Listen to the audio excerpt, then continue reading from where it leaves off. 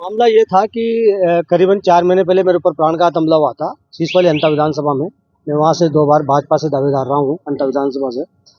तो कुछ जो असामाजिक तत्व हैं, कुछ कहीं न कहीं मुझे लग रहा है कि राजनीति जो विपक्ष पार्टी है, उनका शिकार हुआ हूँ मैं। तो मेरे ऊपर प्राणघात हमला हुआ। इसमें सत्तू सोनी, दिनेश सोनी, अन्य कई लोग थे, उन्होंने मेरे ऊपर प्राणघात हमला किया था। उनके ऊपर केस मुकदमा दर्ज भी हुआ है, जाँच अभी चल रही है। मैं इसपे आईजी साहब से मिला हुआ अभी 2 दिन पहले और डीजीपी साहब से मिल के आया था मैं।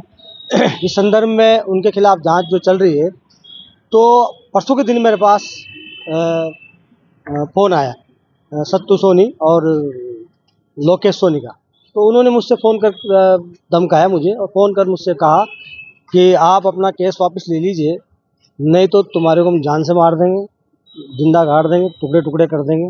तो इस प्रकार से उन्होंने कई प्रकार की धमकी भरे लफ्ज़ों में मुझे धमकाया और कहा कि अपना केस वापस लो और मुझे ये भी कहा कि अपने गवाहों के बयान वापस करवाओ, अपने बयान वापस लो और हमें किसी प्रकार की कोई दिक्कत आई तो तुम्हें जिंदा गाड़ देंगे, हमें किसी प्रकार की सज़ा हुई तो जिंदा गाड़ देंगे। इन्होंने प्रकार से मेरे धमकाया और ये तक के कहा कि तू कहीं भी नज़र आ जाए तो तेरे गोली मार देंगे सलाह। तो फिर मैंने सीआई साहब कुनवाड़ी में आकर के मेरा निवास प्रेजेंट टाइम में भी आदर्श कुनवाड़ी में निवास है मेरा हाल मुकाम। वैसे मैं सीसवाली का रहने वाला हूँ।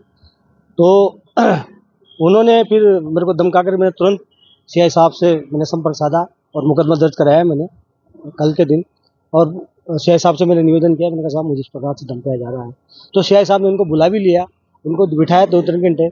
फिर पता नहीं उनको उचित कार्रवाई की मांग ये करना चाह रहा हूँ कि उनको तुरंत गिरफ्तार किया जाए, उनको सज़ा हो और जिस प्रकार से अपराधी